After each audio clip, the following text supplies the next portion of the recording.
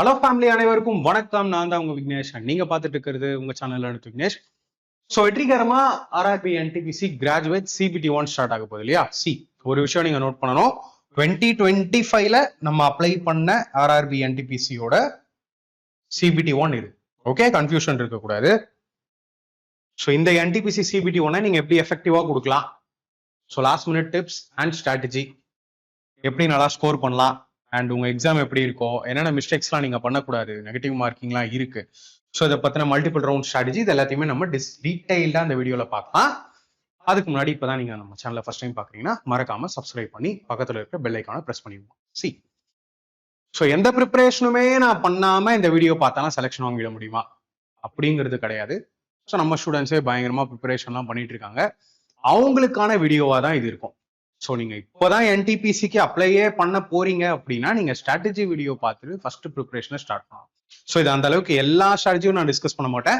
So நாளையில இருந்து exam கொடுக்க போறவங்களுக்கான எக்ஸாம் அட்டெண்டிங் ஸ்ட்ராட்டஜி அப்படின்னு சொல்லலாம். ஸோ எக்ஸாமை பொறுத்த வரைக்கும் 16th மார்ச்ல ஸ்டார்ட் ஆகுது, 27 மார்ச் வந்து எண்ட் ஆகுது. நடுவுல எக்ஸாம்ஸ் சில நாள் இருக்காது. ஓகே, சம் டேஸ் வந்து எக்ஸாம்ஸ் இருக்காது. ஸோ நாளையில இருந்து எக்ஸாம் ஸ்டார்ட் ஆகும்போது எப்பயுமே இந்த first day first shift analyse பண்றதுல நம்ம ஸ்டூடெண்ட்ஸ் ஸ்டார்ட் பண்ணிடுவாங்க. ஸோ அனாலிசிஸ் பார்த்துட்டு அதுல என்ன வந்திருக்கோ அதே தான் என்னமோ அப்படியே வர மாதிரி அப்படி இல்லை. எல்லா எக்ஸாம்லயுமே நான் அதை பார்த்துட்டே வரேன். ஸோ நீங்க பிஃபோரா எவ்வளவு நாளா ப்ரிப்பரேஷன் பண்றீங்களோ அதுதான் உங்களுக்கு ரொம்ப ரொம்ப முக்கியம். ஸோ இந்த நாள் வரைக்கும் என்ன நீங்க ப்ரிப்பரேஷன் பண்ணிருக்கீங்களோ அதை எல்லாத்தையுமே நல்லா ரிவைஸ் பண்ணிட்டு போங்க. அனாலிசிஸை வச்சு நம்ம பெருசா ப்ரெடிக்ட் பண்ண முடியாது. அண்ட் மார்க் டெஸ்ட் லிங்க் கொடுத்துருக்காங்க. ஸோ மார்க் டெஸ்ட் லிங்க்ல போய் மார்க் அட்டன் பண்ணாதவங்க ஒரு முறை ஒரு சாம்பிளுக்கு அட்டன் பண்ணி பாருங்க. ஓகேவா? அது எப்படி அப்படிங்கிறதுலயும் இந்த வீடியோல நான் கிளியரா சொல்றேன். ஸோ ஃபர்ஸ்ட் நீங்க தெரிஞ்சுக்க வேண்டியது, உங்க எக்ஸாமுக்கு 10 நாளைக்கு முன்னாடி தான் நீங்க என்ன சிட்டியில எக்ஸாம் எழுத போறீங்கிறது தெரியும். உங்க எக்ஸாமுக்கு 4 நாளைக்கு முன்னாடி தான் உங்களால இ-கால் லெட்டரை டவுன்லோட் பண்ண முடியும்.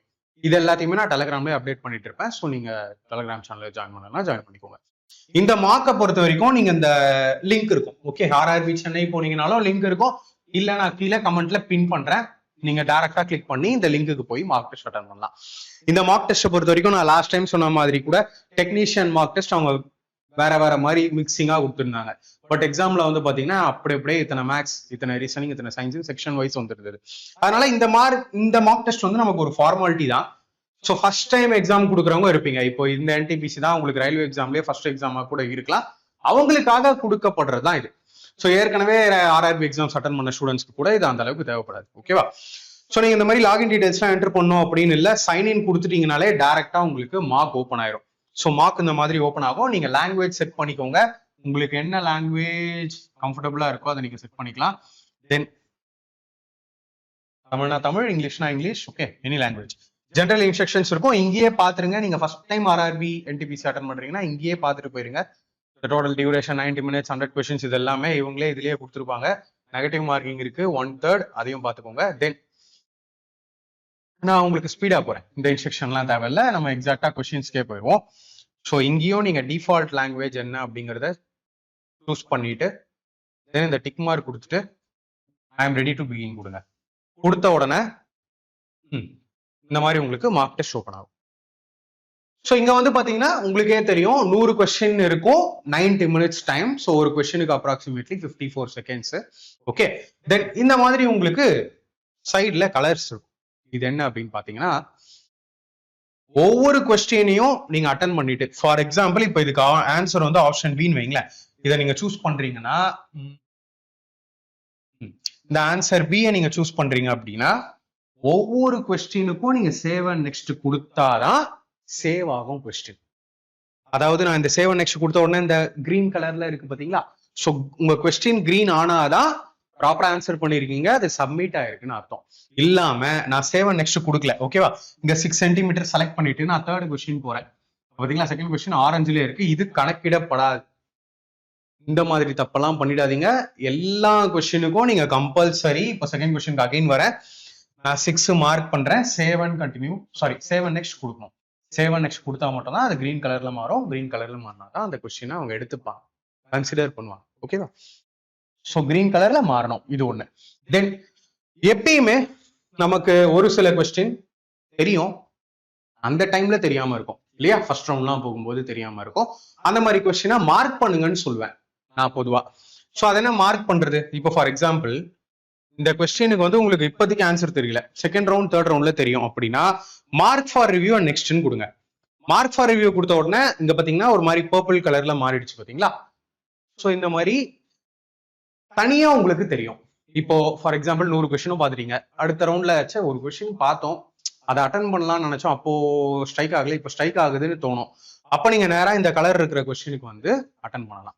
இன்னொரு விஷயம், இதை மார்க் பண்ணிட்டு, அதாவது ஆன்சரை மார்க் பண்ணிட்டு மார்க் ஃபார் ரிவ்யூ கொடுத்துட்டீங்கன்னா டைம் 1 hour முடிஞ்சு போச்சு அப்படின்னா, 1.5 hour முடிஞ்சு போச்சு அப்படின்னா ஆட்டோமேட்டிக்கா அது கன்சிடர் ஆயிடும். மார்க் பண்ணாம மார்க் அண்ட் ரிவ்யூ கொடுத்தீங்கன்னா அது கன்சிடர் ஆகாது, நோ ப்ராப்ளம். சரியா, இதையும் பாத்துக்கோங்க. இந்த மாதிரி விஷயங்களும் இருக்கும். ஸோ நார்மலா மார்க் பண்றது வெறும் பர்பிள் கலர்ல இருந்தா நீங்க ஆன்சர் பண்ணல, வெறும் மார்க் மட்டும் தான் பண்ணிருக்கீங்கன்னு அர்த்தம். பட் ஆன்சரை மார்க் பண்ணி மார்க் அண்ட் ரிவ்யூ கொடுத்தீங்கன்னா இந்த மாதிரி ஒரு கிரீன் கலர் அங்க உங்களுக்கு இருக்கும். ஓகேவா, ஸோ இந்த மாதிரியே ஒவ்வொரு கொஸ்டினும் ஆன்சர் பண்ணி சேவ் அண்ட் நெக்ஸ்ட் கொடுத்தீங்கன்னா ஒவ்வொரு கொஸ்டினா சேவ் ஆயிட்டே போகும். ஓகேவா, தென் ஃபைனலா நீங்க சப்மிட் பண்ணாலும் சரி, இல்ல ஆட்டோமேட்டிக்கா சப்மிட் ஆயிடும். இப்போ என்டிபிசியை பொறுத்த வரைக்கும் இதுதான் அபிஷியலா நோட்டிபிகேஷன்ல கொடுத்தது. அபிஷியலா என்டிபிசி நோட்டிபிகேஷன்லயே கிவன் என்ன, இந்த மாதிரி மேத்ஸ், இந்த மாதிரி ரீசனிங் எத்தனை, இந்த மாதிரி ஜெனரல் அவேர்னஸ் எத்தனை. டோட்டலா 100 கொஸ்டின்ஸ் வந்து உங்களை கேட்பாங்க. உங்களுக்கு கொடுக்கப்படுற டைம் 90 minutes. ஓகே, ஸோ ஸ்கிரைபோட இருந்தீங்க அப்படின்னா 120 minutes கொடுப்பாங்க. இங்க மேத்ஸ் 30, ரீசனிங் 30ன்னு செக்ஷன் வைஸ் வர்றதுக்கான சான்சஸ் ரொம்ப அதிகம் உங்களோட எக்ஸாம். ஓகே, 30 மேத்ஸ் வரலாம், 30 ரீசனிங் வரலாம், ஜெனரல் அவேர்னஸ் அப்படிங்கிற பேர்ல 40 கொஸ்டின்ஸ் வரலாம். ஓகேவா, ஸோ கேர்ஃபுல்லா இருங்க. சப்போஸ் மிக்சிங்காகவும் வரலாம், இப்பெல்லாம் அவங்க எப்படி ஆர்ஆர்பி கொண்டு போறாங்கிறதே தெரியல. எனிவே ஒரு விஷயம் நான் கிளியரா உங்களுக்கு சொல்ல விரும்புறேன்.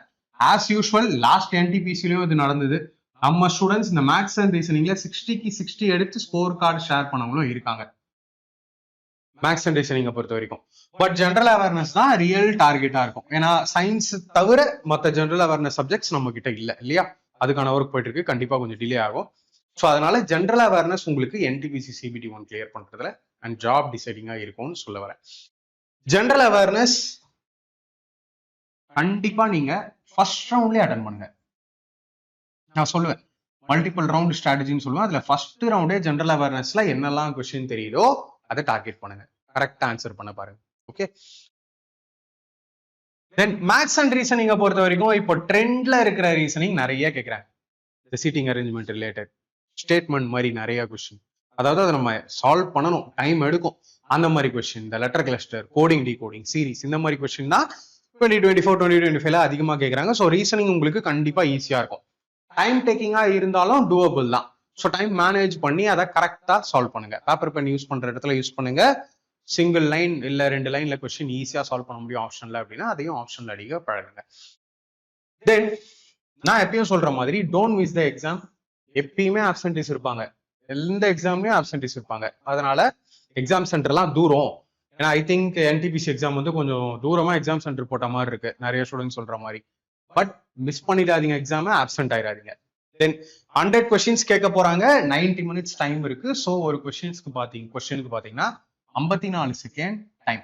ஸோ இந்த 54 செகண்ட்ல நீங்க கொஸ்டினை படிக்கணும், கொஸ்டினை அண்டர்ஸ்டாண்ட் பண்ணணும், தென் சால்வ் பண்ணணும், ஆப்ஷன் என்னன்னு மார்க் பண்ணணும். இதுல இந்த ஜெனரல் அவேர்னஸ் 40 பொறுத்த வரைக்கும் உங்களுக்கு படிக்க போறீங்க கொஸ்டினை, அது தெரியும் தெரியாது ஸ்கிப், இவ்வளவுதான் இல்லையா. ஸோ ஜெனரல் அவேர்னஸ் அட்டன் பண்ணும்போது சப்போஸ் செக்ஷன் வைஸ் வந்து எடுத்த உடனே ஜெனரல் அவேர்னஸ்க்கு கூட போயிருங்க, நோ ப்ராப்ளம். அந்த 40 கொஸ்டின் ஒரு முறை பாத்துருங்க.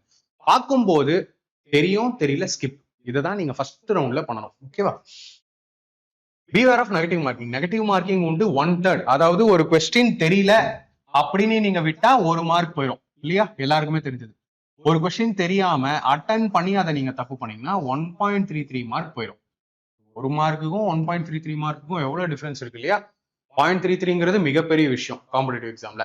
அதனால உங்களுக்கு சுத்தமா ஐடியா இல்லாத கொஸ்டின், ஃபார் எக்ஸாம்பிள் கொஸ்டினும் புரியல, 4 ஆப்ஷன்லயும் ஐடியா இல்ல பிரதர், அதெல்லாம் வந்து சுத்தமா ஐடியா இல்லாத கொஸ்டின். சப்போஸ் ஒரு சில கொஸ்டின்ல 2 ஆப்ஷன் நமக்கு ஸ்ட்ரைக் ஆகும். ஒன்னு இதுவா, இல்ல அதுவா அப்படின்னு அந்த மாதிரி கொஸ்டின்ல ரிஸ்க் எடுக்கலாம், தப்பு இல்லை.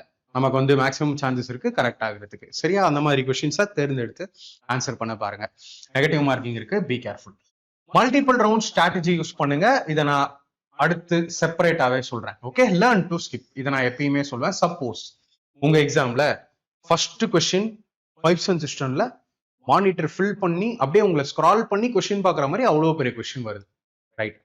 செகண்ட் கொஸ்டின் சீட்டிங் அரேஞ்ச்மெண்ட்ல ஒரு பெரிய கொஸ்டின். தேர்டு கொஸ்டின் ஒரு கரண்ட் அஃபேர்ஸ்ல ஐடியாவே இல்லாத கொஸ்டின். அப்ப என்ன ஆகுது? Psychologically first question, second question, third question மூணுமே வந்து ஒண்ணு பெருசா இருக்கு, இல்லைன்னா தேர்ட் கொஸ்டின் உங்களுக்கு கரண்ட் அஃபேர்ஸ்ல ஐடியாவே இல்லை அப்படிங்கும் போது நீங்க மைண்ட் அப்செட் ஆகக்கூடாது. சைக்காலஜிக்கலா இது நடக்கும், எல்லாருக்குமே நடக்கும். ஸோ அந்த மூணே கேள்வியை பார்த்துட்டு ஒரு மாதிரி பேப்பரை டிசைட் பண்ற மாதிரி ஐயோ எக்ஸாம் போச்சு அப்படின்ற மைண்ட் செட்டுக்கு வராதீங்க. இன்னும் 97 கொஸ்டின்ஸ் இருக்கு இல்லையா? இன்னும் 97 கொஸ்டின்ஸ் இருக்கு. அதனால ஸ்டார்டிங்ல எல்லாம் அதை பார்த்து பேனிக் ஆகாதீங்க. ஏன்னா இந்த விஷயத்துல எனக்கே எக்ஸ்பீரியன்ஸ் இருக்கு. ஸ்டார்டிங்லேயே வரும் பெரிய பெரிய பைப்ஸ் அண்ட் சிஸ்டம் கொஸ்டின்லாம். ஸோ அதனால நான் என்ன சொல்லுவேன்னா, ஃபர்ஸ்ட் நல்லா ஸ்கிப் பண்ண கத்துக்கோங்க. சில இது பெரிய கொஸ்டின், இது இப்போதைக்கு வேண்டாம், இதுவும் வந்து நமக்கு ஐடியாவே இல்லாத கொஸ்டின், இது இப்போதைக்கு நமக்கு வேண்டாம் அப்படின்னு ஸ்கிப் பண்றது பெஸ்ட்.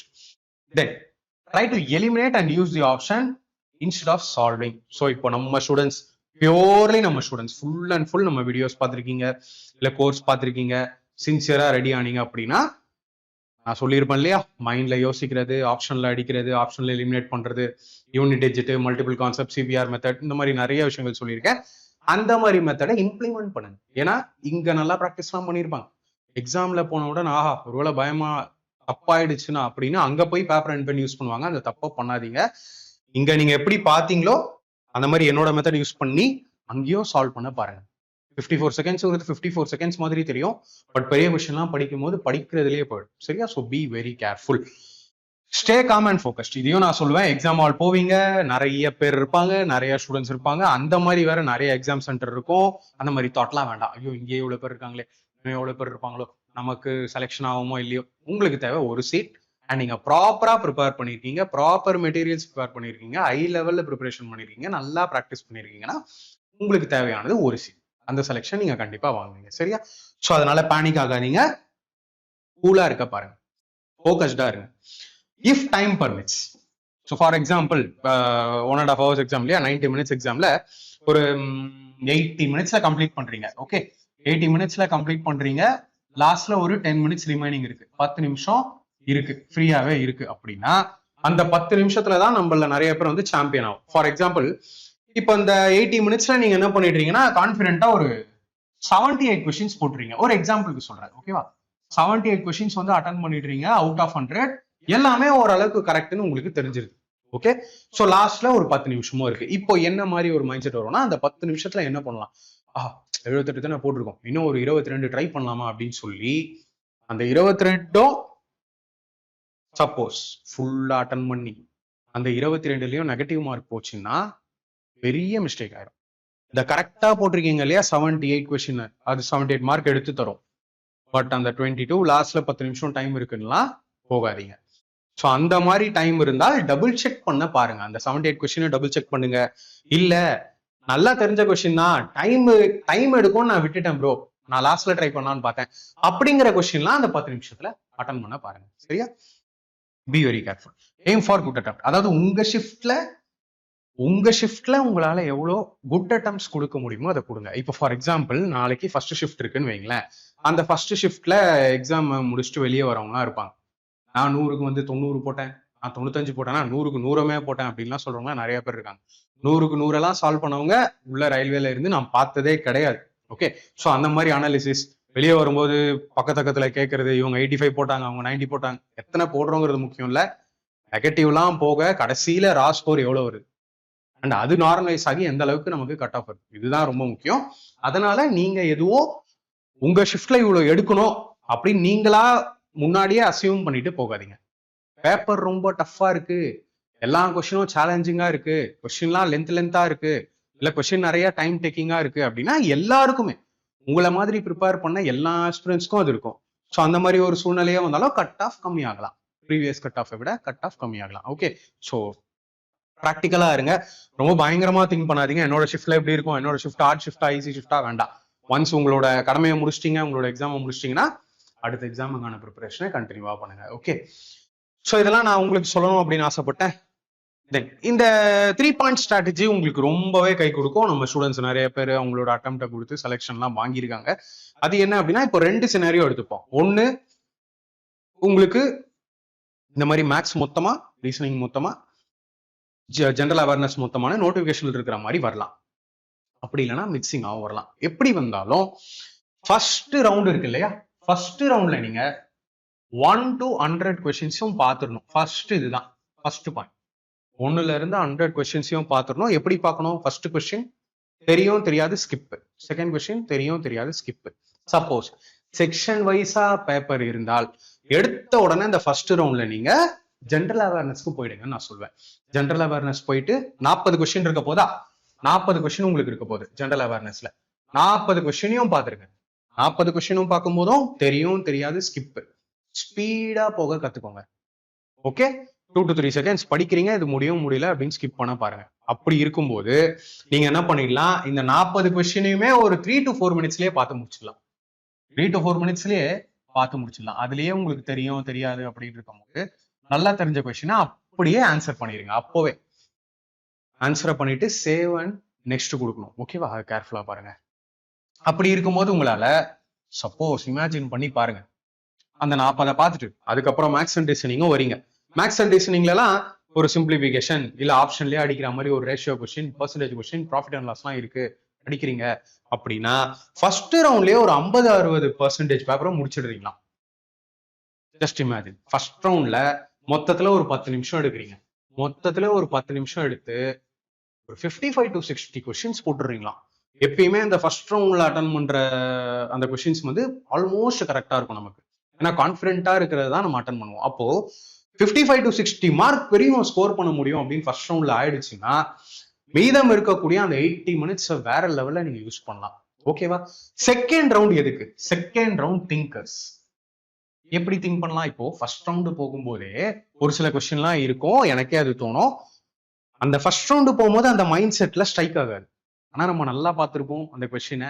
அதெல்லாம் நான் டக்குன்னு என்ன பண்ணிடுவேன், மார்க் பண்ணிடுவேன். அந்த பர்பிள் கலர்ல மாறிடும்ல, மார்க் பண்ணி வச்சிருவேன். மார்க் பண்ணா அது தனியா தெரியும். ஸோ தட் நான் எப்போ நினைக்கிறேனோ அந்த கொஸ்டினை கிளிக் பண்ணி ஆன்சர் பண்ணிக்கலாம் இல்லையா. அந்த மாதிரி கொஸ்டினும் நீங்க செகண்ட் ரவுண்ட்ல ட்ரை பண்ணலாம். ஆர் செகண்ட் ரவுண்டை பொறுத்த வரைக்கும் கோ பேக், ஃபர்ஸ்ட் கொஸ்டின்ல இருந்து வாங்க and tackle the questions that require calculation or little more thought. These are I know this but need a minute இல்லையா. இந்த மாதிரி கொஸ்டின்ஸ்லாம் ஓகே எனக்கு தெரியும், ஒரு 2-3 ஸ்டெப் நான் வந்து பேப்பர் யூஸ் பண்ணனா நான் சால்வ் பண்ணுவேன், சூப்பர். அந்த மாதிரி கொஸ்டின்ஸ் அட்டன் பண்ணுங்க. ஈவன் ஒரு 10-20% ரிமைனிங் பேப்பரை நீங்க சால்வ் பண்ணீங்கன்னா கூட இந்த செகண்ட் ரவுண்டு முடிவுலயே உங்களால குவாலிஃபைங் மார்க், அதாவது கட் ஆஃப் கிராஸ் பண்றதுக்கான சான்சஸ் ரொம்ப அதிகமா இருக்கும். ரைட்டா. சோ இந்த மாதிரி இருக்கணும் உங்களோட first 2 round. Third round Challengers. நீங்க ஸ்ட்ரைக்கே ஆகலன்னு நினைச்சீங்களா அந்த கொஸ்டின் அந்த ரவுண்ட்ல, அது இப்போ ஸ்ட்ரைக் ஆகலாம்.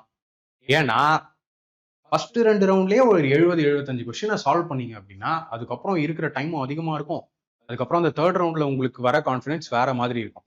பெரிய பெரிய சீட்டிங் அரேஞ்ச்மெண்ட் வருது, ரேங்கிங் வருது, டைரக்ஷன் வருது, இல்ல மேக்ஸ்ல ஒரு அல்ஜிப்ரா வருது, ட்ரிக்னாமெட்ரியில ஒரு ஐடென்டிட்டி பேஸ்ட் கொஸ்டின் வருது, சால்வ் பண்ணலாம். Okay, no problem. ஸோ அந்த மாதிரி இருக்கிற கொஸ்டின்ஸ் எல்லாத்தையும் நீங்க தேர்ட் ரவுண்ட்ல அட்டன் பண்ணுங்க. Finally spend time on the most difficult questions. எல்லாரோட ஷிஃப்ட்லயுமே எல்லாரோட பேப்பர்லயுமே 3ஆ பிரிக்கலாம். ஈஸி கொஸ்டின்ஸ் ஆப்ஷன்ல போகலாம், இல்ல சிங்கிள் ஸ்டெப்ல போகலாம், மல்டிபிள்ல போகலாம். இந்த மாதிரி மீடியம் லெவல் கொஸ்டின்ஸ் ஒரு ஸ்டெப் 2 ஸ்டெப் நீங்க உட்காந்து சால்வ் பண்ணீங்கன்னா போதும். அண்ட் 3ஆவது டஃப் கொஸ்டின்ஸ். இது கண்டிப்பா பேப்பர் பென்லயே லென்த்தா போகும். இந்த மாதிரி கொஸ்டின்ஸ் இருக்கும். இதுல easy to medium level question தான் முக்காவாசி உங்க பேப்பர்ல இருக்கும். மீடியம் லெவல் கொஸ்டின்ஸ் வந்து ஓரளவுக்கு இருக்கும். ஹை லெவல் கொஸ்டின்ஸ் ரொம்ப விரல் விட்டு என்ற மாதிரி தான் ஹை லெவல் கொஸ்டின்ஸ் இருக்கும் எல்லா ஷிஃப்ட்லயுமே. ஸோ இந்த மாதிரி உங்களோட அட்டெம்ப்டை கொடுங்க. ப்ராக்டிஸ் பண்ணும்போதும் நீங்க இந்த மாதிரி ப்ராக்டிஸ் பண்ணிட்டு இருந்திருந்தீங்கன்னா ரொம்பவே நல்ல விஷயம். ரைட்டா. அண்ட் தென் நான் எப்பவுமே சொல்ல மாட்டேன் அது என்ன கட் ஆஃப் இல்லையா, ப்ரெடிக்ட் பண்ணவே மாட்டேன். இது நம்மளோட 2024 NTPC ஓகே CBT1 நடந்து முடிஞ்ச ஓகே அந்த CBT1 2024 கட் ஆஃப் 76.79 போயிருக்கு. மொத்தம் 5 கேட்டகரி ஆஃப் போஸ்ட் இருக்கு. 79.89, 76.86, 71.6, 70.8. யூஆர் சொல்றேன். OBC இதை விட கொஞ்சம் குறையும், SC and ST இன்னமும் குறையும் இல்லையா. EWS ESM அங்க இருக்கு. சோ நான் என்ன சொல்லுவேன் அப்படின்னா பேனிக் ஆகாதீங்க, இதுவே நார்மலைஸ்டு ஸ்கோர்ஸ் தான். ஓகே, ரா ஸ்கோருக்கு அப்புறமா நார்மலைசேஷன் ஆகி இந்த மாதிரி ஸ்கோர் வந்தது. ஸோ நான் உங்களுக்கு என்ன சொல்வேன், கான்ஃபிடென்ட்டா இருக்கீங்க அப்படின்னா 75 கொஸ்டின்ஸ்க்கு மேல உங்களால கரெக்டா போட முடிஞ்சால் மேக்சிமம் நல்ல விஷயம். ஆர் 75 to 80க்குள்ள உங்களோட அட்டெம்ப்ட் இருந்தாலும் ரொம்பவே நல்ல விஷயம். ஏன்னா என்டிபிசி வேகன்சிஸை பொறுத்த வரைக்கும் ஆல்ரெடி வேகன்சிஸ் கம்மி. இதுல இன்னும் கம்யூனிட்டி ரிசர்வேஷன் அப்படி இப்படின்னு வரும்போது இன்னமும் கம்மியாகும் இல்லையா. இன்னொரு விஷயம், ஸ்டேஜ் 2 இருக்கு, ஸ்டேஜ் 3 இருக்கு. ஸோ ஸ்டேஜ் ஓவரால் வேகன்சில இருந்து 15 டைம்ஸ் தி கேண்டிடேட்ஸ் எடுக்க போறாங்க. அதனால இன்னமும் நமக்கு ஆப்பர்ச்சுனிட்டிஸ் அதிகம் தான். இப்போ அந்த 15 டைம்ஸ்ல ஒரு ஸ்டூடெண்டா தான் நீங்க உள்ள போக பார்க்கணும். ஸோ இன்னும் இருக்கு, ஸ்டேஜ் 2 இருக்கு, டைப்பிங் இருக்கும், சிபிஐடி இருக்கும், அந்த மாதிரி நிறைய விஷயங்கள் இருக்கிறதுனால ரொம்ப பேனிக் ஆகாதீங்க. உங்களோட ஷிஃப்ட்ல உங்களால எவ்வளவு நல்ல அட்டெம்ப்ட் கொடுக்க முடியுமோ கொடுங்க. சப்போஸ் இந்த என்டிபிசியை விட இப்போ நாளையில இருந்து ஸ்டார்ட் ஆக போற என்டிபிசி டஃபா இருந்து ஹை லெவல் கொஸ்டின்ஸ், அந்த லென்த்தி கொஸ்டின்ஸ் எல்லாம் நிறைய வந்தால் இதை விட கூட கட் ஆஃப் கம்மியாகிறதுக்கான சான்சஸ் இருக்கு, இல்ல அதிகமாகவும் போகலாம். அது அன்பிரடிக்டபிள், யாராலையுமே சொல்ல முடியாது.